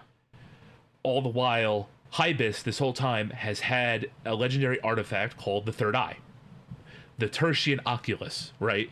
Because, which of course, Goma had referenced a couple times at this point. This thing that he has been searching for forever, right? Which leads to one of my favorite gags and one of my favorite online posts of all time. I can't wait to get to it at the end of this. And Goma realizes that Hybis is kind of like a simpleton and is like, hey, buddy, you want to trade this? Well, no, that's a little later, but he notices basically he's trying to formulate a plan to get this thing from Hybis, right? Hybis basically gets it from somebody else that he, like, finds and thinks that it's a cute accessory for his belt. It's like a honeypot, basically. Yeah. So he finds it in the first place. Yeah. So he finds it in the first place. In the woods. Yeah, he finds it in the woods. Where he basically said, like, it's like a zombie game. You know what I mean? He goes out there. If you get bit, you get turned into a zombie. Yep. I like that's like a throwaway gag, but I was like, that's kind of funny. You know, there's like he just goes out there and just explores with zombies around. And it's not the first. It's not the first gag related to the eye. No, not at all.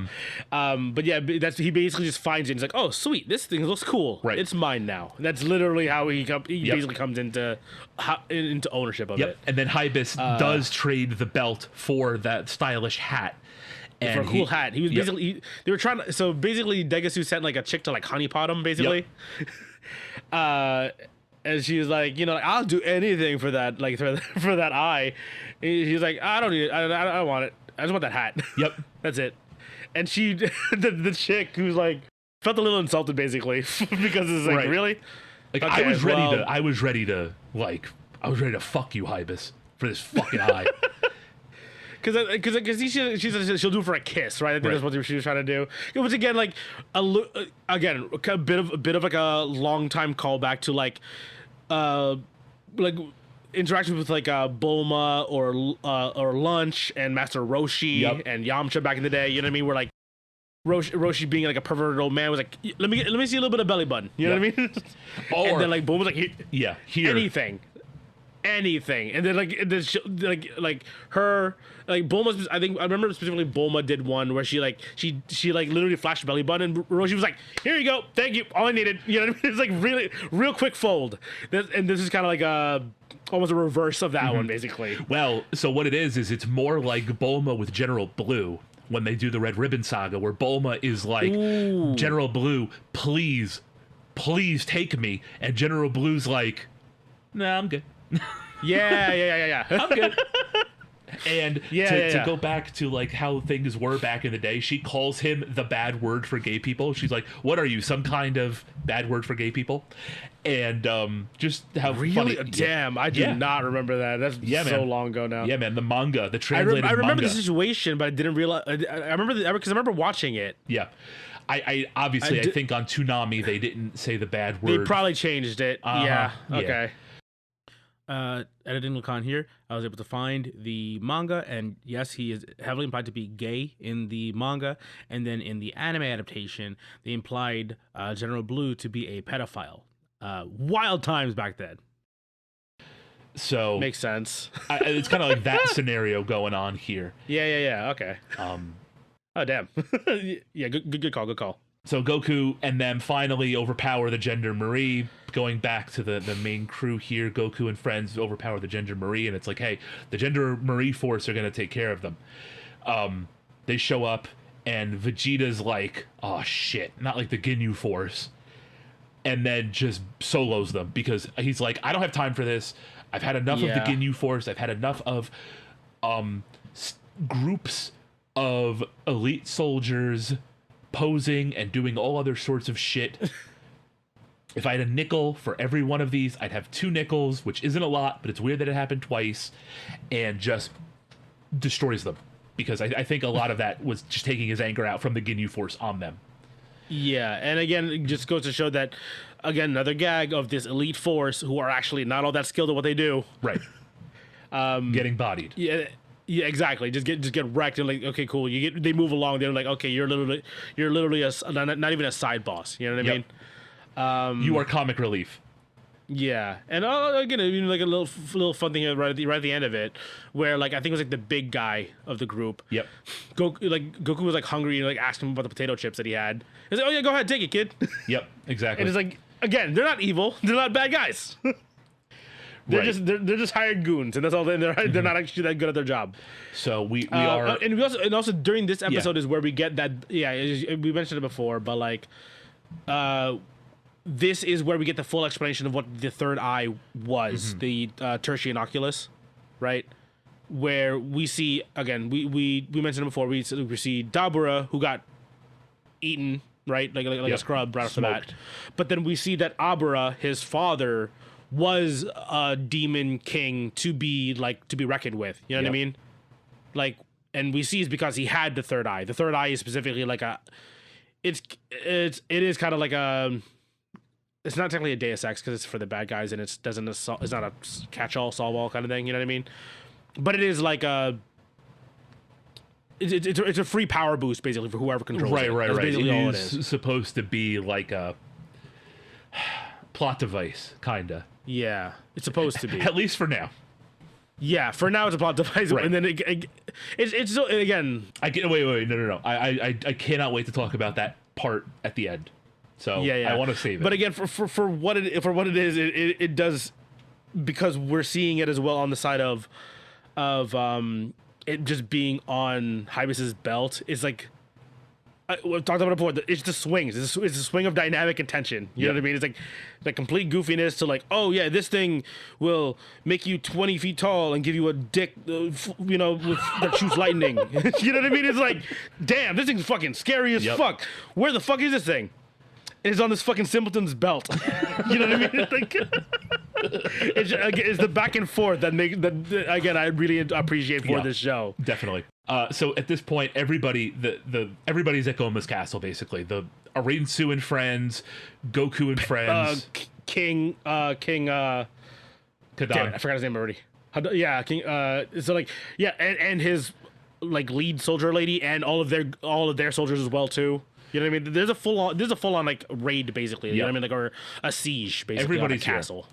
So Glorio and a few others go to save Dende, right? So I think that's kind of like the Supreme Kai's biggest thing is like, I want to go save Dende. So Supreme Kai, Glorio, I think like Piccolo is also going with them, and Pansy is with him to go find the Supreme Kai's brother, Degesu, and save Dende, right? Goku is going straight for the Tamagami, but tells Goku it's already gone. So Arinsu shows up with the Majin brothers and says that she has the thing. Goma then also gets the third eye from the woman who tried to charm Hybis. Everything is kind of basically crescendoing at this point, right? So we Dende is saved. but they're all still kids. All the Dragon Balls are basically together. Goma has the Dragon third Balls aren't eye. played now. Yep. Shit's about to go down. And it does. With these last 4 episodes, right? So, Supreme Kai is like, Arinsu, we have the other 2. Give me the Dragon Ball so we can make our friends not be kids anymore, right? She's like, no. I want to use it to rule a hyperpowered demon realm, basically. And I want to be the Demon King. So she's like, winner take all, Do versus your champion. You get the Dragon Balls, whatever happens, right? So it's supposed to be Majin Do and Goku, right? And they fight like a little bit. And then Goma, like you said, puts the eye on and shows up as a giant, basically, right? With a dick that shoots lightning. Yeah. It's a little bit of that, like, I'm going to reference John Wick 4 here, Yep. where it's like, oh, like, I'll choose my champion, you choose your champion, we Yep. fight it out. That's who gets rights over the Dragon Balls, basically. Yep. And then in the middle of their fight, Goma shows up as the big bad. Yeah. He's basically Bill Skarsgård. Yeah, exactly. Right. And but again, he's 20 feet tall and his dick shoots lightning. So correct. So here's where we see, like, again, like the true power of the third eye, right? Yep. Where he rearranges like one of the floating rock areas around the fortress into an arena. And then Vegeta attempts to just basically jump him right off the bat, but then Goma just smacks the shit out of him, even when he's Super Saiyan. Goma is basically soloing everybody. Everyone here. Yep. We see, like, we get the super big team up moment here, right? Where this and the next episode, I think, right, where we see everyone basically like trying to beat him down, but because they're children, or in children form anyway, and Goma's insanely overpowered. He's just smacking the shit out of everybody, just full on throwdown for like a full, almost like a half of episode 17, and like almost all of episode 18. It's just Goma just beating the shit out of everyone. But we have one more ace in the hole, and Goku reveals it at the end of episode 17, where he goes Super Saiyan 3. So we haven't seen Goku as Super Saiyan 3 yet, who is like the person that kind of brought that form into existence. So he has the most experience with it, even though Vegeta can get there. Goku obviously was able to use it as an adult, understands the limitations of the form and whatnot, and goes into it to try to fight Goma. Luckily, it's able to, like, match Goma a little bit. We also get to see Super Saiyan 3 Majin Do, which is pretty sick. Yeah, I was confused by that. I was like, was that just because he was like, he saw him doing it, so he just thought I'd join in? Yeah, he basically just got the cower boost. He doesn't have Saiyan powers, so I was like, I'm assuming he just realized, oh, he's powering up. I guess I'll power up too. That's what that's how I read it. Right, okay, and cool. He likes the hair, so he joins Goku to have the big spiky hair, and they're doing their thing, and then all of a sudden, Do has a sugar crash. He forgot to check his diabetes, his H1C. Yes, and Do can't hold on. I keep calling him the Gendermarie. The Tamagami is like, all right, I'm gonna step in here. But it's not enough, obviously. Goku ends up like losing, right? Because Goku just can't keep the Super Saiyan 3 anymore. And then, of course, Neva walks over as the good old plot device that he is and gives Goku some power. And we get what I think we all wanted from this. A canonical Super Saiyan 4. So this is this reminded me of the planet Namek, where the old Namekian, I forget the big guy, the really big guy, Guru. he unlocked Krillin's and Gohan's power, right? Is this the same thing basically, where he just unlocked power? Probably, because Goku that's teases, kind of what I assumed. Goku teases that he was getting kind of close to this form in training at the end of the series. So Neva kind of just gave him like that push over to unlock this form. Okay. And it's like, for a longtime Dragon Ball fan, like, this was so sick. I unfortunately got it spoiled to me, but I was like, hell yeah. Even watching it live, I was like, hell yeah. Super Saiyan 4, baby. Let's go. We made it. And Toriyama really took the form and kind of made it his own. the hands are bigger. He's a lot more monkey. He's almost stocky because of Yeah. how muscular he gets in his child form. You know what I mean? And just how monkey this form becomes now. It's Yeah. not just the tail, it's not just the hair. It's the big hands, it's the big fingers. He's able to like run on all fours like he's a gorilla or a monkey. And Goku basically just beats the shit out of Goma for a while, but refuses to go down. He ends up powering up, uses the magic to drain Goku of this energy. So we only get like a short time of seeing Goku as a kid in Super Saiyan 4. Yeah. And then Arinsu is like, hey, shit's hitting the fan, buddy. Let's go. So yeah. Arinsu brings Glorio the Dragon Balls and is like... Or he brings her the Dragon Balls. Is it? Yeah. Yeah, So he brings it to her. Glorio comes to her. Glorio apparently can speak the language to summon the dragon. Because she trained him to do so. Yep. She made him learn it. We get to see the dragon, which is a red version of Purunga, again Yes. calling back to GT, who gave us a red Shenron. Yes. And now it's time. Arinsu tells Glorio what to say. Glorio says something, and the episode ends. And I'm like, oh, come on, man. Yeah. Oh, we get one gag real quick that I want to touch upon real quick here, just for a moment of levity while this is all clearly going like getting really serious and is all ramping up. This is the one where we get the Bulma yelling at Vegeta. Oh my god, I forgot. I think that was episode 7. I think it was, or 17. I mean, I think it was episode 17 or 16. God, how did I forget the second funniest part of this whole series? So we get a little bit of this if you watched was it Super when Beerus like flicked Bulma? Yeah, my Bulma. Okay, yeah. Yeah, so we get the My Bulma moment, and we get everybody else kind of making fun of Vegeta, you know, when things weren't as... I saw this in clips. I didn't really watch Super all that much, where, like, everyone was kind of teasing Vegeta about it, right? Because Bulma was okay at the end of that whole thing, right? If I remember correctly. Kinda. So we also get... There's a couple of things where we learn that Vegeta really loves his wife, which is like a contrast of Goku being like, oh yeah, Chi-Chi's here. Yeah, being the worst husband and worst dad, basically, of the show. No, great dad, awful husband. Okay, yeah, Great dad, fair, yeah, awful husband. Awful husband. Yes. Yeah, Vegeta. So there's an episode in Super where Goku's instant transmission breaks, so he can't like regulate his ki properly. So he pops up in Bulma's house, and like Bulma's getting out of the shower, and Bulma's like, "What are you doing? Are you trying to like stalk me and see me naked?" And he's like, "Okay, so I never watched Super, so okay." And Goku goes, "No, I don't want to see your saggy boobies." And Vegeta's like, "Kakarot, what the fuck, man?" And then you get another scenario where it's before the Tournament of Power, and Bulma is pregnant with Bola, their daughter. And Vegeta's like, I can't leave my pregnant wife. Like, what are you crazy? Okay. And, so yeah, Vegeta, good husband. Vegeta, good husband. Vegeta, good husband. Pretty good father. Goku, really good father. Awful husband. And pretty good father. I'm not gonna say like fantastic father, but like okay father.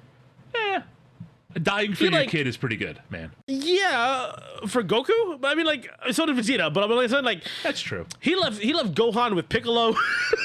He was dead. He gave Cell a senzu bean, threw his son out there. He trusted his son, and look what happened. I mean, yeah, it worked out in the end, but come on, man, like, dude. Yeah, he knew. He had faith in his son. Okay, sure. We'll go with that. Mm-hmm. But yeah, so so the gag was that he's kind of doing it, right? Vegeta had transformed again into Super Saiyan 3, and he's kind of doing it, right? Because again, Goma's kind of fucked at this point, where, like, in regards of like how overpowered he is, right? Where he'll do damage to Goma, will basically flash back to like recover like immediately, get bigger, and then just start dishing it out again. Yep. And then Vegeta will ramp up again, try to fight Goma again, do a little bit, Goma will flash back again, and then power up, and then continue to beat down Vegeta's ass. basically Bulma's just like, hey, like, can't do this anymore. You know what I mean? It's Vegeta, like, please stop. Vegeta, please stop. Basically, and then to get him to stop because he's Vegeta. So, again, this is the whole Saiyan warrior, like they live for battle kind of thing, right?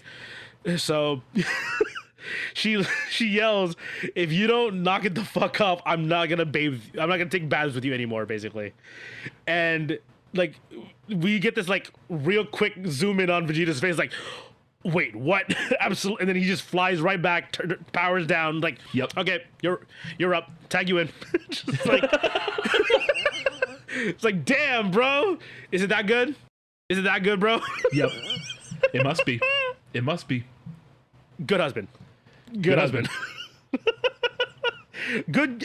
Again, like in the middle of like this is like again like In the middle of Vegeta fighting the second Goma. the second round of this fight being kind of like nuts. You know what I mean? This is after everyone already gotten their ass beat as a group. You know what I mean? Yeah. Well, so I'm watching the scene now, and it is just as funny as I remember it. So, going back to Glorio, we see what Glorio's wish ends up being. Glorio's wish ends up being to turn everybody back into adults. So, Arinsu is obviously pissed. She fires Glorio and is like, "Go away, goodbye," and everybody turns back into adults. So everybody's like, "Oh hell yeah, we're back. Let's go fuck up Goma." Vegeta immediately is like, "Okay, you've had your turn. My turn." Boom, goes to adult Super Saiyan 3. So the first time we get to see Vegeta as an adult Super Saiyan 3. Yeah. And starts beating the shit out of Goma, like you said. So Vegeta powers up, fights Goma, beats him up. Goma heals because of the third eye. Back and forth, realizing that it's not enough. Right, Bulma uses her nuclear option to get Vegeta to stop, so Goku and everybody else can join it. Right, because Vegeta's like, "No, I got this. Don't do it. Whatever." It gets to a point where they're like, "Okay, we got to get the third eye off of Goma. How does this work?" So they consult the sacred texts. Yeah, Rinsu. Face turns a little. Yeah, a little bit. Not like. Again, it's like the alliances are very fluid here. Yep. Whereas like Glorio technically started to betray the Z Warriors. Right. And then triple cross his own boss. Yep. You know what I mean? Yep. So there's because they're all realizing, oh, at the end of the day, he's still Goma's still a problem. Right. You know what I mean? Or He's a bigger Rinsu- problem than anybody else is. Arinsu can't be the Demon King if Goma is this powerful and this effective, right? So Arinsu's like, "All right, fine. Like, we got to do this." So she sends Ku to go get the sacred texts. They realize that the third eye can be dislodged with 3 consecutive hits to the back of the head, because of course that's how the demon, the third eye, the Tertia Oculus, the most powerful demon relic in the world, can be dislodged from a fighter, right? Yeah. So they formulate a plan, and Goku's like, "All right, bet, got this," and goes Super Saiyan 4 again. Just boom, just goes Super Saiyan 4. And sorry, I'm pulling up I want to pull it up. So Goku is just like, "All right, bet, I got this." So we get to see Goku, and Goma just watches him, which is the funniest part. In true shonen fashion, Goma just watches him. We he do lets get him to power see up for freely. we do get to see Super Saiyan 3 adult Goku again, which is pretty sick. Yeah, which is always nice. Again, my favorite part. And then it's just like, "Nope, I got something else for you here." And he goes right into Super Saiyan 4. No energy boosts, no anything required. And it is on like Donkey Kong. So Goku is able to fend off Goma. Piccolo is waiting, because Piccolo is going to be the one to hit Goma in the back of the head, because he hasn't done shit the whole time he's been in the fucking demon realm. So it's like, all right, we got to do this. Yeah, and I don't know why specifically Piccolo, but I guess he just the one who stepped up for it, I guess. Because he hasn't done shit, so he's got to do something. Yeah, something. He's I mean, the only one he that was hasn't fought anybody. No, he was in the fight, the group fight. He was getting his ass kicked with everybody else. I guess, but what else did he do? He didn't fight any of the Tamagami. Yeah. So you better do something, motherfucker. shit. I know like power scaling is always going to be a little bit off with this, with this kind of show, you know what I mean? But I was like, I feel like Piccolo's in the same realm as like, no, he's probably stronger. He's probably stronger than Glorio, but not by much. Right. And then way behind Goku and Vegeta. Yeah, they're just like the two that are way ahead of the pack, basically. Yep. That's why. I will give Piccolo credit. He gets 2 hits on the back of Goma's head. He does. So Goma then realizes what they're trying to do and then swats Piccolo away. Goma, again, heals up, but he loses sight of the true hero of this series, Majin Ku, who hits him with the steel chair from the top rope. Bomb. Hits the third eye. Goma is depowered. Glorio immediately squishes the eye. Yeah, yeah. This is fucking hell. I lost it at this point just because like it was so casual. Yeah, just like once it's not involved, it is literally just an eyeball. Yep. Like it is just it's like a boba ball that fell out of your cup. Exactly. And they just stomp. It just squishes and it goes away. Yep. This is I had to like stop the show for a second and just laugh it out. Yep. This is so fucking funny. And right before that, I want to touch on this before we kind of wrap up here. But we get like the big DB like Dragon Ball staple where it's a massive Kamehameha. Yep. You know what I mean? Like here's the big one where it's like we see Goku Super Saiyan 4 like fully charged up, right? Goma's like I think he tried shooting one of those like dark energy balls, and then he eventually realized I can't. So he has to kind of do the usual like energy beam block kind of thing going on, right? Yep. Like, and yeah, the initial moment that he gets is when Goku just full bullets it through him. There's a hole in the middle of Goma. Yep. Above the Thunder Dick. So like he's still basically fine. But yeah, it does take him the moment to recover. That's when Piccolo takes his shot, right? But again, he realizes what's happening. He swats away Piccolo. But yeah, but Ku, like just 3 times with the tome, basically. Yep. Smacks it out. So like again, like Ku gets his moment. Again, here's where I think people can get thrown off by this, where I enjoyed it. I understand that like there was this kind of level of whimsy that really kind of came with the show. And the show, even though it has this crazy intense fight going on, it's still really goofy. You know what I mean? Where this is the thing that solves the problem at the end of the day. So I'm cool with it. I don't know how it went over with everybody else. That's actually genuinely one of the things I was curious about when I finished finished watching this show.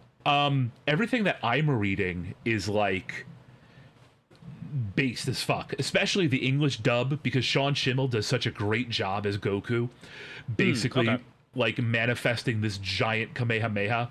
Apparently he passed out doing this. Oh damn! Because I mean, think of all the screaming that he has to do, right? Yeah. And it's just like it sets up.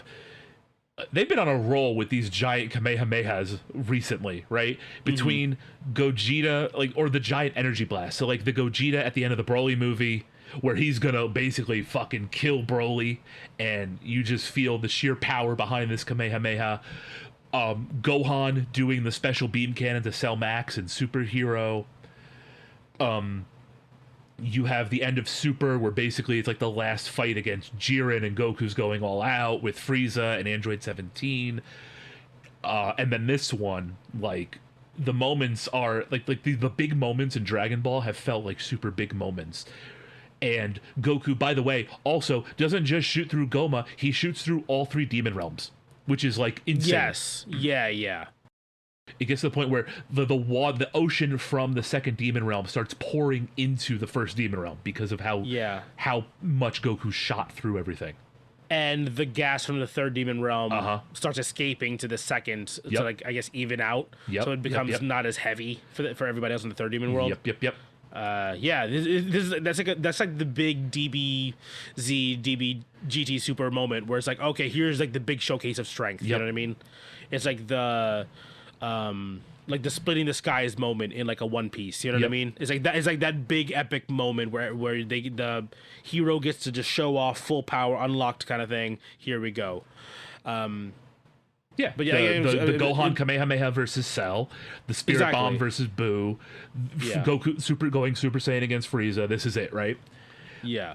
And again, but then immediately, like, subverted by Ku.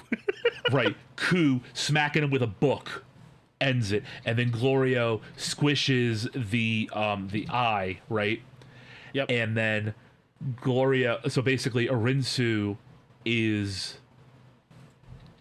and the Marba, the witch. Arinsu Marba just sealed Goma and Degesu away, like just genie in a bottle style. For 99 years. They wrap up fast here, by the way. This last like 7 minutes is like, okay, cool. We're gonna go ahead and just fix all the shit that happened over the last 20 episodes real quick. Bang, bang, bang, bang, bang. But I did appreciate it, and it does play into kind of like the goofiness of it.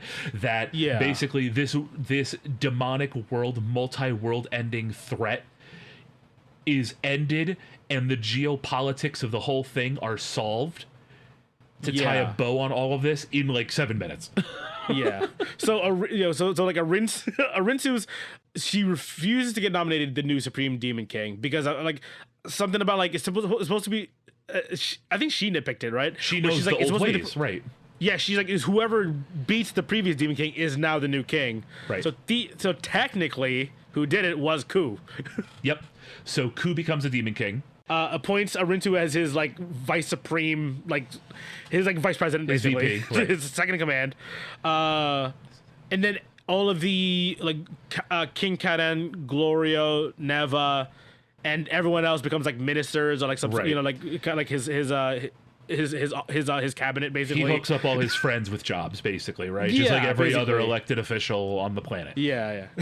And then this is it. Yeah, that's kind of it. It just wraps up like right then and there. It is very fast. And then we get the post-credit scene. My favorite part of this whole, even more than the fight with Goma. This is the funniest shit I think I've ever seen Dragon Ball do. So on the way home, Goku and everybody stop in the third demon realm to drop off Pansy, right? And all of that, say their goodbyes. And they stop at this medicine shop. So in the medicine shop, we have basically is where we get a lot of the tools that the group uses. So basically they have their own version of sensu beans called the medicine bugs, right? That basically act the same way as the sensu beans. You eat the bug, you get your vitality back. And there are a couple of other things. Bulma picks up some de-aging bugs. And there's a couple of other things here. The biggest cock tease of them all, by the way, is that there are fusion bugs in there, which basically is like a red herring for the whole series. We're thinking, oh my god, we're going to get Gogeta, we're going to get Vegeta, we're going to get a fusion of Goku and Vegeta. It's going to be awesome. They never use it. Yeah, because you see a bunch of this episode like 6, episode 5 when they're in the demon realm and the third demon. And he literally and for some reason, even though like we don't know how much money Glorio has, he only buys like 5 of these things or 3 of these things, and it's only Goku and Vegeta who basically take these. Mm-hmm. And it's all for a gag to make Vegeta eat the gross bug. Eat a bug and oh cool, I'm back to normal. I'm rested up again. The Prince of all Saiyans eats the bug, right? Yeah, it's and then go ahead. And then this shit pans over to a jar of third eyes. There's like 2 more in the jar right at the end. Yep. And I saw a comment online that basically that the last thing of this series indicating that the big bad item of the entire demon world is basically a gas station dick pill is the funniest thing that this series could have done. The Thunder Dick! I was right! Yeah. I knew it! Yeah. Yep. I knew my phrasing meant something. Yep. I knew it was leading up to something. It worked out perfectly for us, too. And that's it. Thunder Dick! That's it. That's Dragon Ball Daima. And so, all things considered, pretty good? Yeah, pretty good. I don't like doing numbers. Like a percentage kind of thing. I give it like a solid like 82, 83. Yeah. Okay. That's like a solid like, oh no, this is a good watch. If you haven't, and for me who hasn't really been plugged into the other Dragon Ball world stuff at this point, you know what I mean? Like I watched GT and that was the end of it for me. Yeah. I didn't watch what is it? I didn't watch Heroes. I didn't watch Super. Didn't watch any of the movies that came out afterwards. Yeah. Heroes is a deep cut, by the way. Heroes is a giga deep cut. I watch Heroes because I'm a sicko. Yeah. Heroes is basically a promotional anime for a game that doesn't exist anymore, that only existed in Japan. So, okay. like, you got to be a real Dragon Ball sicko to watch Heroes, man. So it's like one of the like Bakemonogatari visual novel games that came out only on the phone kind of thing. Pretty Got much. it. Okay. Yeah. But yeah, again, like after GT, I was like, I'm cool. Like, you know, and again, I started watching non-shonen stuff basically, right around, or like, you know, after that, I started getting to more other genres of anime. Magical girls and all the other shit you watch. Fucking slice of life. You know, like rom-com drama. You know what I mean? Like, even like just political stuff, like mystery stuff. I mean, I still read Detective Conan. You know what I mean? But Just like, imagining American politics as an anime. Well, it's a lot of it is like the isekai stuff. You know what I mean? Yeah. Like the new magical world stuff where like you realize it's a whole new set of world building. Yeah. But yeah, I moved away from the usual shonen stuff. Not that I was like, not that I felt like I was above it, but I was above it. You know what I mean? It was like that kind of thing where it's like, I mean, it's fine. It's just not for me anymore. You know what I mean? Like occasionally I'll fall in love with the series and like kind of fall back into it. But more often than not, I was kind of moving away from it. So like for a guy who had not watched a Dragon Ball property since GT initially aired. Well, initially aired in the U.S. You know what I mean? Like obviously that was obviously later in comparison to Japan, right? We got it pretty late. Yes. What would that have been? Like 2000? That's a good question. 2008 maybe? Yeah, let's do a quick look here. 2003 to 2005 apparently. Really? Okay. Yeah. So it must have been like a rerun then. Like you know when they reran it through on like Toonami or something. Not having watched anything for a while and not knowing anything else, because I remember you even mentioned there's like a kind of an Easter egg in the beginning of the first episode for people who are like devout watchers of all of the DB properties. Yeah. I don't even know if I caught it or not. I might have. I might not have. The guys kind of swirling up into the sky, into space, that looked like the Supreme Kais, and other people wearing these sort of weird outfits are references to the gods of destruction and the Supreme Kais that we learn about in Dragon Ball Super. Okay. Gotcha. Yeah, no, it went completely over my head because I knew of the Kais, obviously. Right. Because he shows up in Z. Yep. But like, I guess that specific reference was just because I never watched Super, so there you go. Like if you have even an inkling of a nostalgia for Dragon Ball stuff or Dragon Ball Z stuff, this is like, oh yeah, just throw it on. You can binge it in like a weekend. You know what I mean? And it's a good watch because it has that pace. It has the fun around it, like the OG Dragon Ball series had. It has, of course, like the big fights, the big like the big landmark moments. You know what I mean? That DBZ had. You know the you know, again, you referenced before, like the Spirit Bomb, the Father Son Kamehameha. You know what I mean? Like the Vegeta level the sacrifice move. You know what I mean? Like that kind of like big moment, right? You know what I mean? It has those, and it's really brisk, especially because like, you know, we I'm pretty sure I joked about it. We recorded the first part of this forever ago, but I was like, you know, where someone screams for five episodes and then something actually happens. We're like, no, this is almost feels like, you know how like DBZ Kai kind of tightened up DBZ? Yep. This even more so. Like, no, we're going to 20 episodes, real tight, real quickly written. Are we missing some people and some other stuff? Yeah. It'd be nice to see what the hell happened on Earth. What happened to Gohan? Why are they not there? Cool. I understand that. But overall, as an individual piece of media, very, very good. I enjoyed this a lot. Cool. Yeah. I'm glad. For me, it was super bittersweet, right? Because yes, of course. So this series starts to air overseas on October 11th, 2024, right? So we get it on Crunchyroll around that time. In March, Akira Toriyama passes away. Yeah. So basically, the series is just about done. He passes away kind of suddenly and really, really heartbreakingly. And so this is kind of like his final gift to fans of the series, right? Yeah. So like watching it while it was on, like I didn't think of it, and then kind of that last scenes at the end of everybody kind of together thinking about their next journey. It's like it hits you kind of that like their next journey isn't going to be influenced by Toriyama at all, that we know. And like it's just like, I'm glad that this came out. I'm glad this is kind of like his swan song, for the lack of a better phrase, to steal from the Wikipedia, but it really is. It's kind of like his parting gift to everybody, and it meant a lot. And so this series is always going to be kind of special to me in that regard, because it kind of felt like this was him start to finish. Everything that he wanted to do with Dragon Ball, from the original series to Z and even to Super, right? It was all kind of consolidated into one 20-minute series or 20 episode series, and I'll always hold this series kind of closely for that, and I'm excited for how Toyotaro is going to kind of take this series moving forward. I know he's kind of more into the Z Super hyper power shonen power fantasy kind of series. He doesn't have the goofy as much, but if this is kind of the goofiest it gets in the series, you know, in the future of the series, it's a good way to go out, man. So I'm happy you enjoyed it. I'm happy that it exists.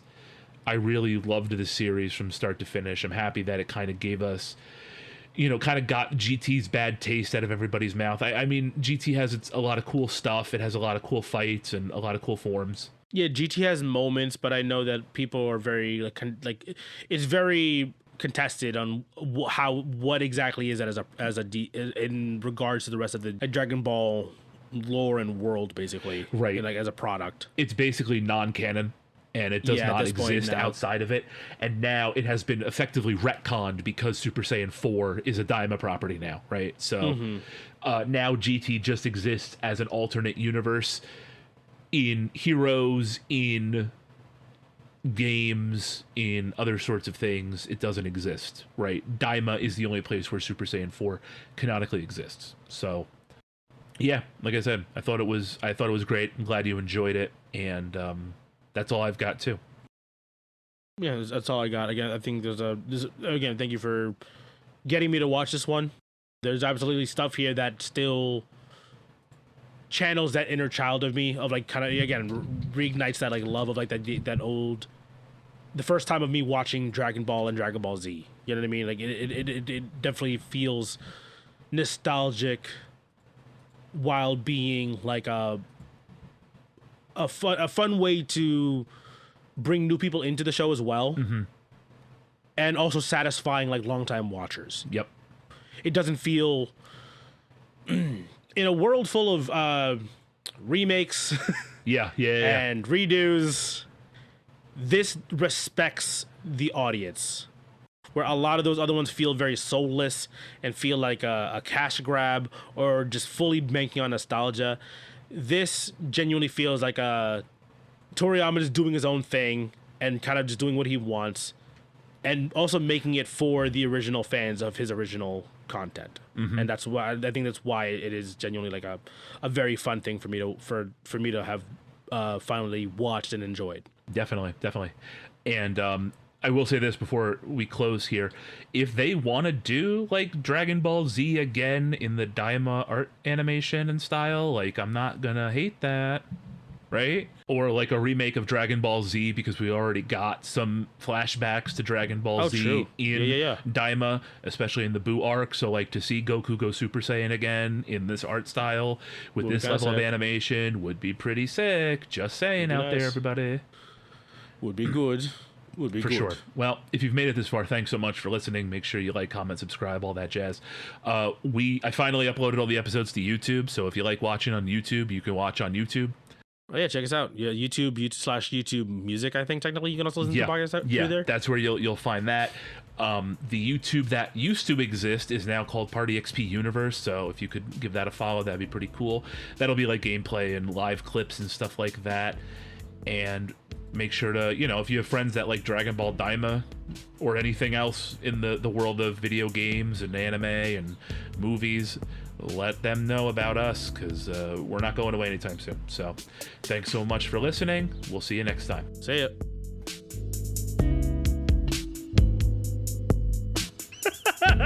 The Thunder Dick! I was right! I knew it!